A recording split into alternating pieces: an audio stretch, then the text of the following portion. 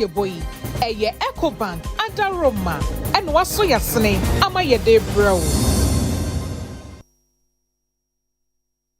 Pramo ato eha UTV eso omamma yemamu nyina ha emmoko aba eba premtu rekase bo a ewie yensa aka na yede esumu eso hwekase na etie bi e channel 360 DSTV eso na kase de ebe yasida wo ma eko e de ama this way chocolate drink de ohia eye ensuohie koko papa na yede aye na special ice ensuo e odwaso ensuo e de drinks ahoro bebre nso na eboni chidom e ma yenum bi e de bi som yahoho best point savings and loans and best assurance e wo ma yensuo esanse sika samon sam ni nyina wo mo de egu e de amaye enwekoi adaroma ye de nsam no ebeba don hweba ko entem no ye beko agoprama so na de esi nyina no ye de aka ho amawo se kase mmemu nyina akwa aba yenti ensam no de oba beti ebie omampanyi John Dramani Mahama etu hu e de free investors omnsam mu bi akase ne nketwa efi Singapore se Ghana eye babia udi dwa eye yie pa na eso aba enti wo mmra emedi edwa ewo mai emo akwatia by election akatu na brona abaso na enu emu no NPP edisobo ebo NDC force wo mo no wo makotiti nkrofo bi di wo mo hihye suma se som ye national security so mmesa kasaka nti wo mo NPP fo wo kase wani je ho a na wo mo eboa yakodambai ewo ti mantam no emu o manfo nsi yasi typhoid na man humne so no mse ye bibi enya bibia typhoid ye be mata esanse ensupampo omunya bi enom ensem ne bebre eka we hu ye de be mawo e wo kase boy emo obahima efia kire me na mesom yentie ensem no enhyemo omampanyi John Dramani Mahama atonsa shonko e de frɛ Singapore business akese ne nketwa emu akanifo se Ghana eye baabi a wo mudi dwa ebeyi omo kwantwoma no ho a ebeko amatesa ayefefefe pa enti omo fa sika mehya no mumie bienwuma na emwa ematese oman no mienu entumi eniyi. We're truly touched by the kindness extended to us since our arrival in Singapore. Singapore stands as an inspiring testament to what vision, discipline, and collective purpose can achieve. The world admires your commitment to good governance, innovation, meritocracy, and social cohesion. These values have not only transformed this nation into a global hub of excellence, but they also resonate strongly with Ghana's own aspirations for inclusive and sustainable development. Our visit marks a significant milestone in the friendship between Ghana and Singapore, two diverse and dynamic societies united by a shared Commonwealth heritage and a common belief in the transformative power of education, enterprise, and the rule of law. It's a friendship founded on mutual respect and the conviction that partnership can drive progress.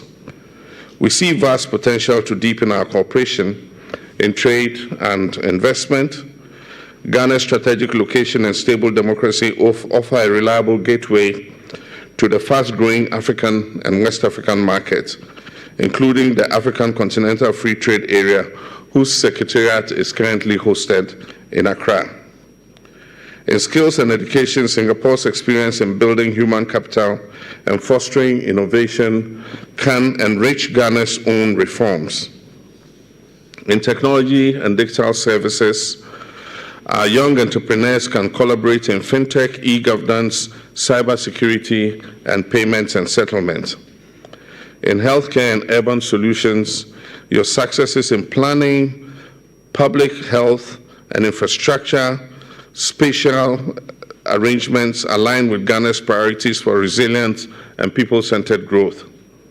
And in climate resilience and energy transition, our two countries can work together to unlock green finance and innovation for a more sustainable future. The Africa-Singapore Business Forum and other platforms are already bringing our private sectors closer together. We welcome more Singaporean companies to choose Ghana as their home and their hub in West Africa. And we look forward to Ghanaian firms partnering here in Singapore, learning, investing, and building value together. Beyond economics, our ties are strengthened by our common commitment to multilateralism and to a rules-based international order. In an era of uncertainty, small and medium-sized states must stand together in solidarity, championing dialogue over division, opportunity over exclusion, and dignity over despair. That is what the relations between Ghana and Singapore can show to the world. Ghana and Singapore ediensa ashe entiasia pam memorandum of understanding ase ni nyina ene se omobehwe no maboa yan amiesi hostel a ebetumi afa adisuafo empimudu 10,000 ewie peya adisuafo bo University of Ghana ebetumi anyemu chefa omampanyi aprobone ne nsahwe mu no ena nsemi ebeto eja. We are excited to be here and I'm happy to note the MOUs that are going to be signed. Some of them are between Singaporean businesses and Ghanaian businesses, the private sector. But the other ones that are interesting to us, the first is the road laboratory. One of the major setbacks we have in our road industry is we don't have a fit-for-purpose road laboratory that tests the materials that are used for the road. And so you often have a situation where substandard materials are used. And so a road that is built, and you expect to last a certain period of time deteriorates very fast because the quality of the material was not tested and wasn't good. We know the expertise that Singapore has with road research and road laboratories. And so it will be useful for us to have a first-class road laboratory, especially considering that we're starting a major push in infrastructure, which we call the big push. And a huge percentage of the resources in the big push budget is going into road construction. And so the quicker we get a road research laboratory to make sure that the right standard of materials are used, I think it will be a good thing. The other is Ghana has a housing deficit, and our traditional construction methods take too long to deliver housing. And because of that, often there are price changes before a housing project is finished. And so you start at a certain cost, and by the time you finish, it costs more. Of course, in my last visit, I had the opportunity to see the kind of housing systems and methods that Singapore uses. And houses are delivered in a very, very short period. And so I know that the University of Ghana is going to be the first beneficiary of a prefab hostel that can take 10,000 students, 10,000 student hostel, built with Singaporean technology, and it will be delivered in the shortest possible time. That will ease the pressure of accommodation, especially for students. In Ghana, many of our students have to live far out of campus, and sometimes it creates major difficulties for them, security issues in the nights when they are going. Ghana Mampanyi Abedi Dada Dr. Mahmoud Bawumia o pre so obetu franka ediama NPP amanyuko afi 2028 aba yebeto no emo na wahyen mon ache de ntia e wose party for ni tituni delegates na edu so ne omommo efom nyina ometumi tu aba ema no na otu franka edima party no Dr. Mahmoud Bawumia kasa no so ono oye no kwafo wada ne ho adi atunu nwesi wo akere se adwuma no ye de hye ne nsa obetumi aye odwin party no ekane ene Ghana man no enyina enti wei ene eniema foforo binti MPP for enhwe ho na wo mfatumi no enhye ne nsa. The most prepared candidate for the 2028 election and the most prepared person to be president in 2029. In the last 16 years, I've had the privilege of joining each and every constituency at least 5 times to work hard on the ground and campaign and work for the MPP. just like the thousands of you who may not have had all the money in the world to throw at the party.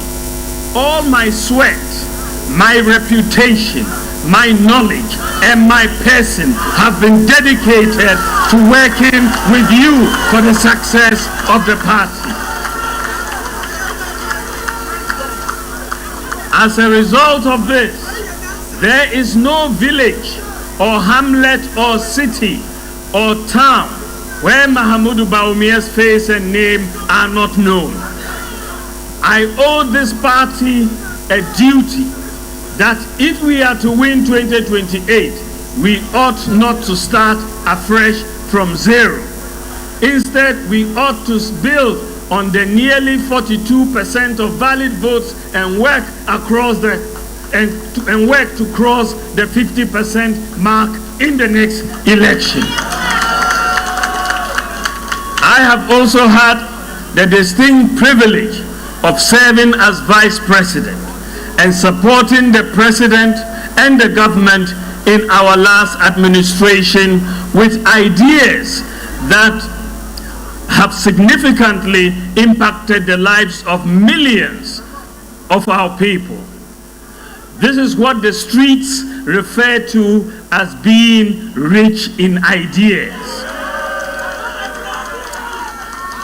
The initiatives I advocated for in our time today are making impact in people's lives.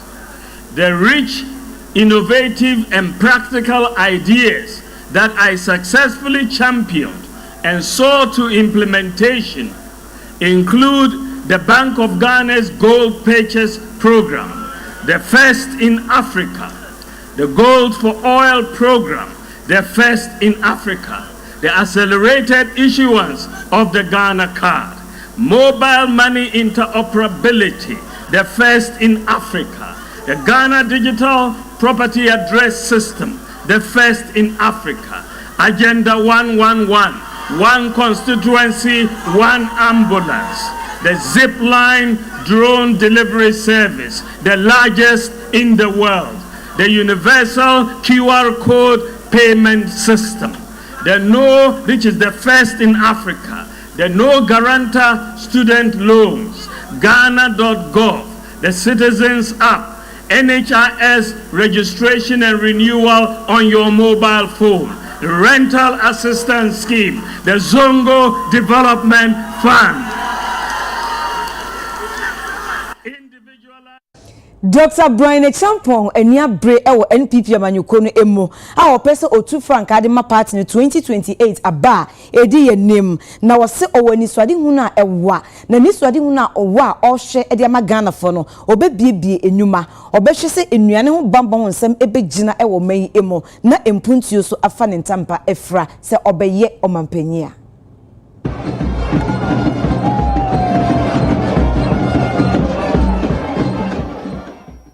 I know the potential of Ghana, and I know the potential of our people. I have served faithfully in both party and government. I have been a grassroots activist, a politician, a policymaker, and a servant of my community. I have been tested in difficult times, and I have delivered. I am bold. Throughout my leadership journey, I have not shied away from making bold decisions. You cannot make an impact if you don't take a stand on the issues that matter to you, to your community, and to your wider environment. Starting with my Great Elephant Party, today I commit to join forces with you to continue the rebuilding of our party. We should reignite the base. We who are the heart and soul of our party. And of course, we need to unite our family once again. I stand not only as a flag bearer aspirant, which I know, inshallah, I shall win.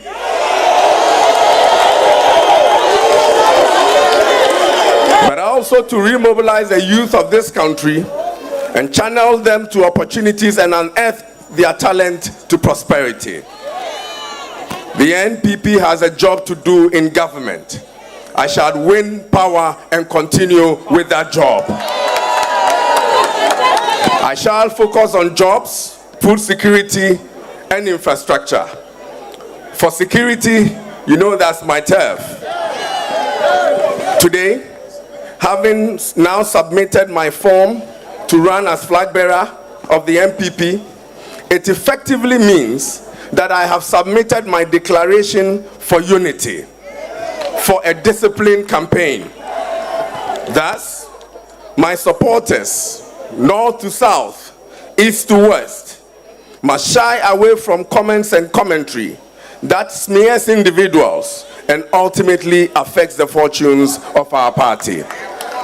I come to unite, I come to build, I come to lead with conviction, and I come to win power for NPP.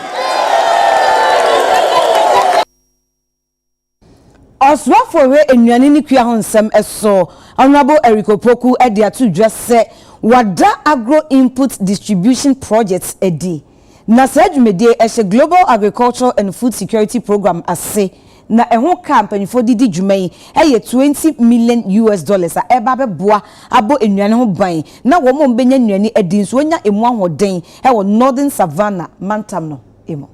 Let me indicate that the entire $20 million will be expended in the 12 selected districts in the 5 northern regions.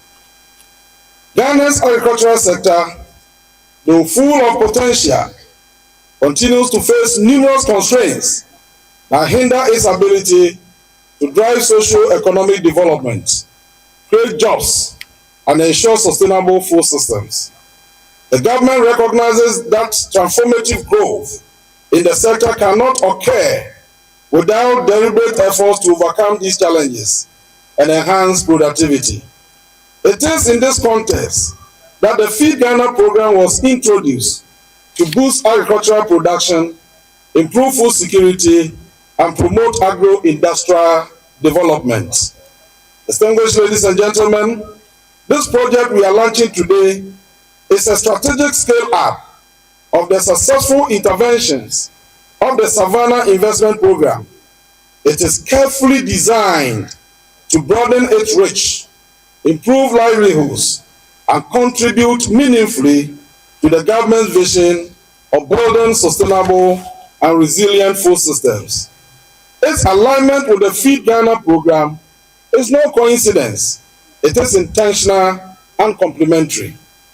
The project is being implemented in 12 selected districts across 6 regions, namely Northern Region, Tamale Metro, Mion, Savelugu, and Nanton. The core objective of this project is to increase climate-smart local food production and enhance food and nutrition security, especially for women, youth, and vulnerable groups. It targets at least 50,000 households with a specific focus on reaching 30,000 women and youth beneficiaries. A key innovation of the project is the strong support for household and commercial poultry production. 50,000 4-week-old guinea kids will be distributed through 5,000 beneficiary households across the project districts. To support backyard poultry and improve household nutrition. This intervention will cover 400 beneficiaries in the 12 districts. Again, 60,000 14-week-old pullets will be provided to 500 female farmers, especially for egg production.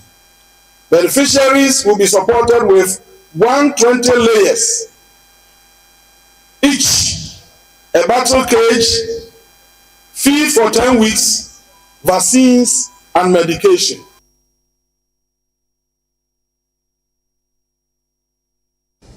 For Mantemu director of that Youth Employment Agency ano Ora Audu Razak ede etso emabuna womo Mantemu nyina enim se dwumadie de aban no edi bi odi bebre aba but ane se emabuna womu nya enwuma enye no enei omunya bi enye enti omomfa akonya no na womomfa enya enwuma nye na dwumadie ahoro aban de ba no so ensesa womo abrabo womo mo fiansa no dwuma ana se omako school mpo na nso omo ye creative omo betimi astaye adwuma bi omo bese omo bie omo ankasa adwuma no aban se obeso omo ase na omo so omo ayede astati omo adwuma na omo afa afofo enti a lot of opportunities e wo hono yemie yeni na yenya willing say yebeye adwuma na sa opportunities na ekwo wo hwe fi Ghana program ya aba aban e de support ebre akuafo se wo pese wo dua bro wo pese wo yemo anase vegetables aban the support eba some opportunities we nyina no say youth no ebi omani na omuye willing say omu pese omuye bibia omu take advantage of sa no ma we na omu so se wo ye sa no ma we enkoba se adebechi anase beko yera wo nya bibi entu botom emfa nhwe wo no obusiafo emabunu kwa eye ohamu achichemu aduosia elum emabunu susu yana ye ho kire boni be kano ye vulnerable na ye ti asoya yes the Ministry of Youth and Sports it is ka wose ye de bossa asoya no bra no na ye de nugudo ni nyina abo blaster ho bra na emaburu na ye vulnerable no ye yamwa no na ye mu etere ewi ase ade bia obema wani akọ obediye policy abe obi afa no huntim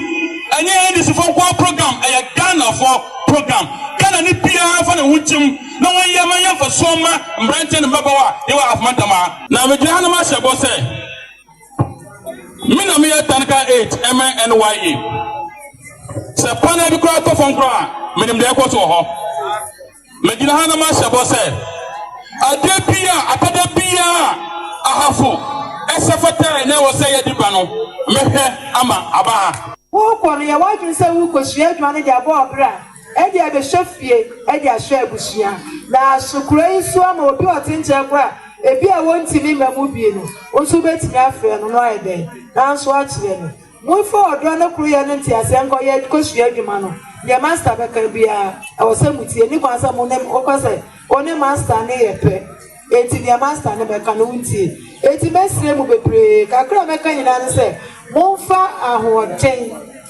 eni akomapa eni enichie eni wodo na monso monpanfo na wo be kire mo dwuma no monso wo mumuye.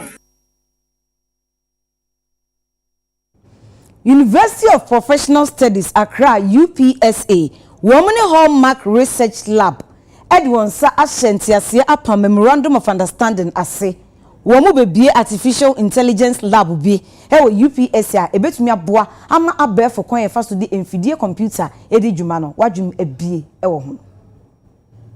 Ideas to leverage the same thinking that the West have for all prior technologies. And one of their famous presidents, Abraham Lincoln, said, when you have a new case, you think new, and most importantly, you act new. So there are so many models in the world that people talk about, and then there are tools like generative AIs, ChatGPT, and the rest.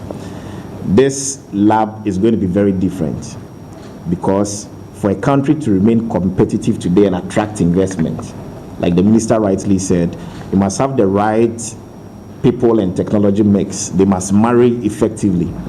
And once that is done, you'd be able to create high quality jobs. You'll be able to attract the right investment, and overall, you are very competitive. Without this, you wouldn't be competitive. So Hallmark is committed by the MOU to trigger the processes for the establishment of the lab. The facility is almost ready, but by signing this, we are going to be having one of the most modern labs that will not just be a lab where people go to generate prompts, but will play in the space of genome sequencing, and that's a business idea. And they will be doing all those things, and if possible, export some of the technologies beyond the African continent so that it earns revenue for the country. Everybody, His Excellency, and everyone is talking about AI now because that is the way to go. Whether you like it or not, that is the way to go. AI has come to stay. In fact, to the extent that people are going more than AI. There's one that somebody just mentioned to me called JEPA or something. Yeah. People are going more. And the space is so huge. The cyberspace, AI space is so huge. And that is the way we have to go to be able to get jobs for our people. In fact, even in farming, there's AI precision satellite systems in the world now. That is actually championing the farming space. So AI has come to stay. And the money in that space is so huge, whether you like it. Nothing will be able to at least compete with AI. So please, I think this is in the right direction. What your university is doing with Mr. Gama and his organization doing is in the right direction. This is going to give another space for the school. In terms of jobs, probably this is where you will get more jobs for your alumni more than any other space. 2021 and Ghana Armed Forces say womo efa mpanyinfo anase nyumefo na one womo edidwuma ewie ase a 2024 na dwumedie ne eba ewieye wo chemu miensa efa edi nkan de toso mieno ene de toso miensa womo mdi nkan ne womo toso de omu nyina afam totem ye fa womo wo Ghana Armed Forces wona wo toso miensa eduom so say 2024 aba no ama enema ni asaka kaka nti mo ntwen na abato na chikra ebefrem ede pepem enne sa afa ni ebefa womo dia womo enim wonkote a yesi se de womo fa process ni nyina mu wie ni ye twem and I'm say honey, penny form room na emu eya. 2021 ana ye wo ho na aban de krata beto abonten se Ghana soldier for air fanipa nti e man mebunu a ya ye wo pe pass ye be ye adwuma ama oman no e ko far forms nti emra ye far forms no ni ye dos yi papa ama ye ko originals omo select ye bi mu eyi bi mu free mu ye ko documentations ni nyina 2021 but 2021 ya anye bibia wo omo chiche ye mu into 3 groups. It is 3 groups, you know. First batch echo training 2022 and a second batch echo training 2023. And yeah, third batch year 2024 you be training no. And a yewana young kote asempa and a defense ministry edi asempa to abonten say ye process no omo den ye sign up and reapply biom because omo twam na ni nyina ne say ye medicals na ache by ye medicals no 2023 year etwamu and ni nyina kanfu ano enye se ebia adwuma no yentimi nye se bia yago anase bisa emna ye wie vet 2024 yi omo ka kire nse enche ye beko training ti ye kon ma ye nkoda ni mo ye nye training e wo ye fie mu eti ye nyina no ye wo no ya da ye ho so se ya hwe ye ho so ye se ye nkopira anase ye be ye training abri bia na ye benya hoden amofre an ye betimi dia ko ana process no so no enye se ye ko mu free ya fa process mu free documentation na ye krata asem o mo hwe ye krata mu krata ni nyina no ubetua sika ansa no mo hwe because omo link to waye no mo hwe se o certificate na authentic ana se fake ono omo yiye bi mi from because no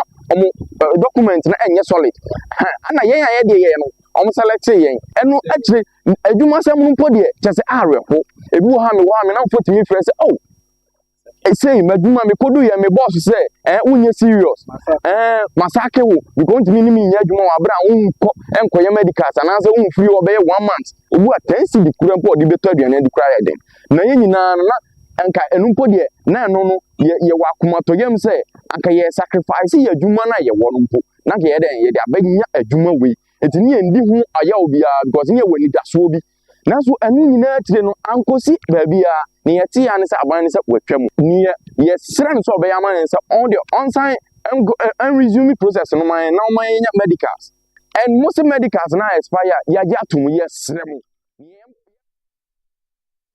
Aturenche mu aboafo ko National Disaster Management Organization won krabata ewo emfinfin mantam emono Penny Emmanuel Kwesi Dawood edi womanim ama ensase agalamsefo aseno na atitia pansam no wo ye ho adwuma age e wo mensin mu na aboa amanema akoyi. In Upper Denshaw East, are very necessary because this year alone, your record only reported cases of 22 reported cases of drowning in pits, abandoned pits. We now ye minus nibi. Why you jumi we me kwa from me hono akotom no wewu. This is so citizens of friends the municipality. E be put school children na wa upon school who say institute me uncle hono kakra na we will drown. We will not sit down for this thing to continue and sana you to home anamom. Apart from the fact to say reclamation I be prevent the drowning of this nature no. It's also boa you save the environment by way of combating the environmental degradation in these areas. NADMO comes in strongly here because all these abandoned pits contribute to some aspect of geological disaster that we deal with, mudslides, landslide, and all that. Now, I'm happy that directives are regional minister Odema, the reclamation committee, the committee with Wadi Juma Ekoso. Regional minister, Nana Panfo, Impedal Manipa, Ewu P20. We have Upper Dencha East. And Upper Dencha East, Upper Dencha East, West, as in North, as Central, to Fatimukwa, Himaro Dencha, and every part of KE commanded Megua for Abrim District Municipal. We have Mayor in there. We cannot start this exercise without the engagement of the miners. The miners na kasa. They should identify one to sa amnano. Now, I mean, child, why are you ready to do that? So Yamubo or China Napa, the best start community engagement. Machines over your boko near covered, maybe be a ye. Yampede, O Finaro, Koyabet be a to Amruma, Wamba, while I'm running Ninko, Wabo Bonea cover Mundo, maybe be a successful. Emnamre Wabontin solo. Do you need be ebre or mine into your bay den?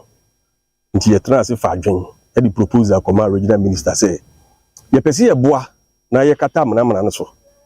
Nti yedikane minus e won potem ha 2 anamon ihia bibiri bo so yitu mu se no kre adwuma no mo ya nse du ba bia o haw kakra ba ho e ma oman no nti yede proposal come regional minister say pese minus ye ne mo kabom e kata amana no so yede koye no mpejifo mo regional minister nadmu ene other security agencies ne kabom e resec etena ho ehun say proposal ne yede aba no eye omusu mu ma ye beboa nti ene na akadia eye bulldozer ne enema aka ye dey sa reclamation no region no e dey abre e wo ye mpasuesu ya me adoma ifiri ochena akoye be ye series of community engagement in a week's time no ye be sha ase akofeld na willingly no so ye announcement say wo a wo so yen kan kire wo mpu ana ye ma wo wonim se watu amana no bra betwere odin assembly the machines no be call out na mna ne akukata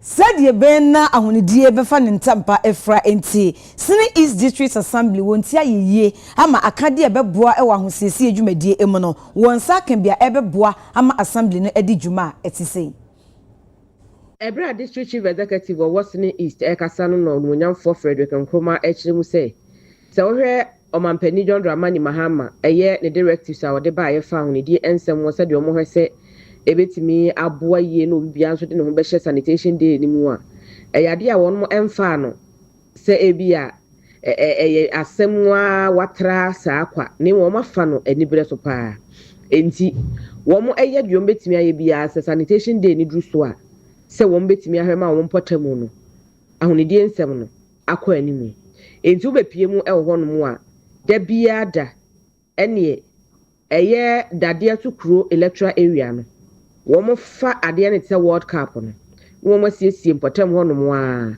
eno enema wono etimi enya abasobode awodo no awakwa hodo so se ebe wie ya na wode ehonsem atu dwase ya wo kyerem se sa aka de we ye omo nsaka no womo de be ye adwuma mampanifo kora we bo nsem e de ama omo pa ye mampanini na dis na di mu ana me a misi na na mu me to aso and say the 2014 anyway na me da bia edikan e wo busum mu dis year nti abansesan ba no asa ni sadi hu yira ye wura san ba ye no ye ni se na me da bia edi kan e wo bosun bia mu yamfa nsiesie mantam na me pese o manpani ani sadi hu ne ba mu asibisi ni nti na me so matu ana mo se madito equipment se de boa assembly members na eduru ho a ye dia siesie electoral areas is o mu bi se ya manpani ani sadi hu na me hye ne kata me papa ye manpani Dramani Mahama, His Excellency.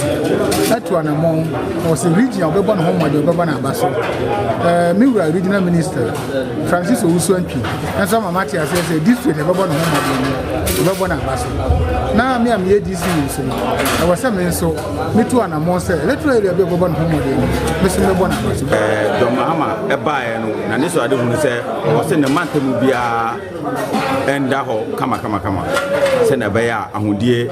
Entimi course for a month. See, as a summer member, I'm at 12 years. No, was a mima, sir, I want to embra mimo. Send a buyer mima for bonus, me pay me, mima, and dear Marseille, with 2 mima for a muti and tino, whom I appear one tea. I'm a Hosea, I'm to come back community. Premier no sanitation, it means cloning up 100%. A Kahumina, this is an in 24, a diabas body, a mammy. The Michel man for Uncle say, the Etoasunu, a Babrusu Cratch, the Yadikai. And maybe I came, a man I was son about assemblies. I fish and tag now, a perform power. We did a buy by the way, a shabo say, Obama Scatudona about assembly. It's a budget I buy. Media budget or more year, so only 80% of the salary common part, equal to some survey or meeting a year and no one who said media budget now or more review. You're more actually pretty or more. Yet wakasiano so edia ma ahwefo na omanfo mo dambai e woti mantam emuwanu dem wo tese so kopie ma typhoid eye yare a omanfo dodo na e na enya bie ni nyina efise ensu a eye ensupa no wo mu nya bi ennom omosra empanyufo emhye ema wom. Our big challenge here is drinkable water. So this one, whether you have our source of water here is whether you have money to drill your own borehole or you ask the motorcade drivers to fetch water from the lakeside for you. So as you can see, I'm fetching from somebody's house. You don't have water, and the one that motorcade even fetches is very dirty. The lake water is very dirty. It's not hygienic for our health. So it's whether you come here to fetch from somebody or that is it. And so I'm pleading if the government can help us to get drinkable water, potable and drinkable water for Dambai. For now, we are having a regional capital, and I'm pleading with the government. They should do us a favor to get us drinking water for Dambai.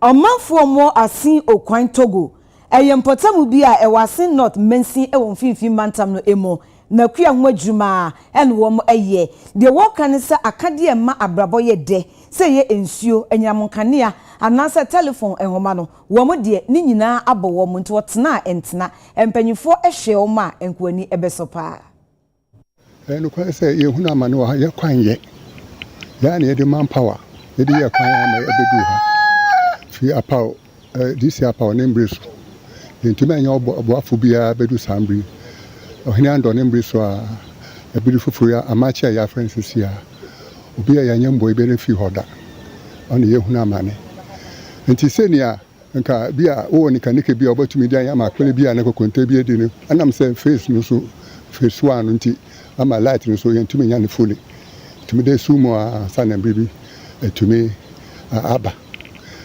so networking ejuma primary health bi kro ha openfu se bibi ka no ho sisi a abe de moto ye be fa no kra america home tiusa na mi ampata na fi ye beti asembone sa ha we ne yeti mu ya ye hu na mane aba yeso so yeto aba ma aben bi ra obebi a yeto aba ha so ye hu emu amfaso di bi a aba yeso so ye ka gana ho nti asase na abɛyɛ no man's land na yɛhyɛ mfirifiri ha yɛhu na man nti yɛhia mahama ne mbria de ɔmbɛboa yɛn yɛwɔ central region here ase north nanso asɛ ɔman Ghana anim yɛn no kwasɛm ni yɛnyɛ obi kura yare a kaa ni ha moto yɛde fɔ ɔpemfo ne yɛakyekye de ntoma abɔ ne mu ansɛ de akɔ oduma ase ekropɔn yɛnya chip compound dankora baako kora na anka nurse ni baako kora wɔ kurom ha na anka ɔhwɛ yɛn kora nkɛyɛ ne nyinaa yɛhu hwee afei kora na ɛsan ha yɛ kora ne sɛ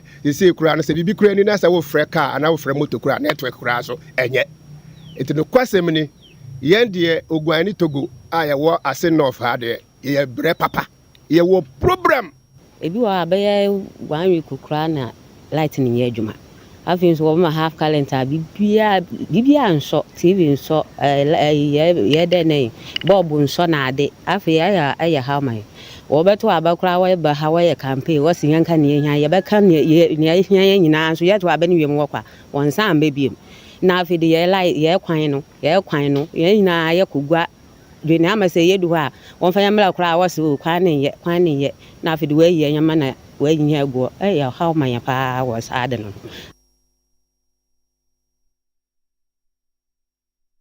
Wohwɛ kaseɛ yi ɛwɔ United Television ɛso yɛwɔ Ship House Abeka Junction nkran baabi a yɛdure yɛbɛto nkra yɛba bongo di fara agopama so nsɛm.